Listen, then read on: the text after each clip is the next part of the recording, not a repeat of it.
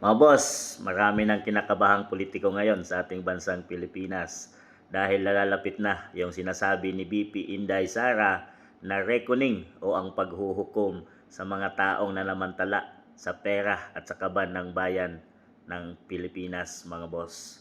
Malapit na manumpa bilang isang bagong presidente, si Inday Sara Duterte. Palakpakan, mga boss! Dahil dyan, mga boss, sa mga kanilang sinasampang kaso, sa kanilang mga sinasabing impeachment trial at kung ano-ano pa, mga boss, laban kay BP Inday Sara, ay patuloy na nakakalusot si BP Inday Sara, mga boss. Dahil siguro sa alam ng Diyos na wala naman talagang kasalanan ang ating BP Inday at talagang malinis at gumagawa lang ng kanyang trabaho, mga boss. Habang ang mga ibang politiko na may ambisyon na manungkulan bilang presidente ng ating Pilipinas, kagaya ng mga Pinklawan, kagaya ng mga Marcos loyalist, at marami pa dyan na may ambisyon na maging pinakamataas na pinuno ng ating bansa, gaya kina Robredo, kina Rimulya, kina Tolpo, iyan, kina Risa Hontiveros, na balak nilang maging pangulo ng ating bansa, ay hindi na nila nagagampanan, mga boss, yung kanilang tungkulin na sinumpaan sa ating bansang Pilipinas bilang mayor or bilang congressman o bilang senators.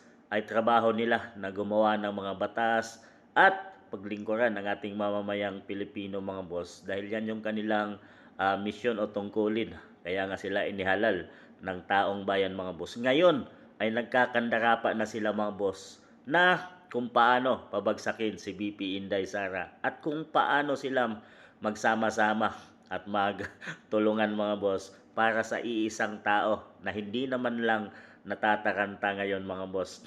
Kahit pa kung samot-sari ang mga kinaso laban kay BP Inday, ay meron siyang legit team at nakahanda ng team, mga boss, para labanan at aksyonan ang lahat ng isinampa ng mga kalaban sa kanya, mga boss.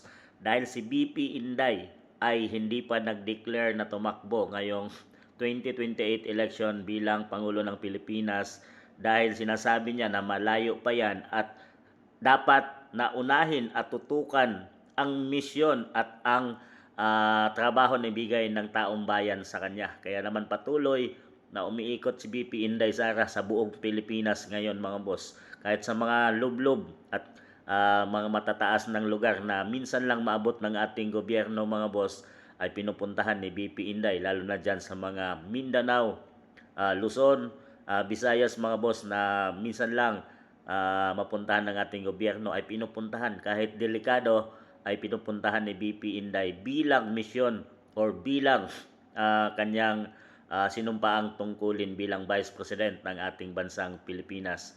Sa ngayon, mga boss, ay hindi pa namumulitika si BP Inday, samantalang ang kanyang mga kalaban ay tarantang-taranta na at naghahanda na kung paano siya patalsikin, i-impeach, kasuhan para siya ay ma-disqualified sa darating na 2028 election, mga boss. So sila ay nagkakagulo na takot na kahit mayroon pang 3 years, mga boss, bago or 2 years na lang o bago mag 2028 presidential election, ay talagang hindi na makagawa ng kanya-kanyang trabaho ang mga taong nag-aambisyon para sa darating na election, mga boss. Samantalang si BP Inday ay mayroon talagang sinumpaang tungkulin ang mga Duterte at yun ay kanilang ginagampanan, mga boss. Diyan ka bibilib pag sinabing Duterte, mga boss, dahil talagang legit, may kamay na bakal at tapat na tungkulin sa ating bansang Pilipinas. Mga boss, nalalapit na in God's perfect time, at pag sinabi at talagang italaga siya ng Diyos, ay magiging presidente siya ng ating bansa kahit ayaw pa ng mga taong ayaw sa Duterte at ayaw sa kaginhawaan ng bansang Pilipinas. Mananatili at uupo si BP Inday Sara Duterte. Kayo din ba, mga boss? Suportahan niyo ba siya?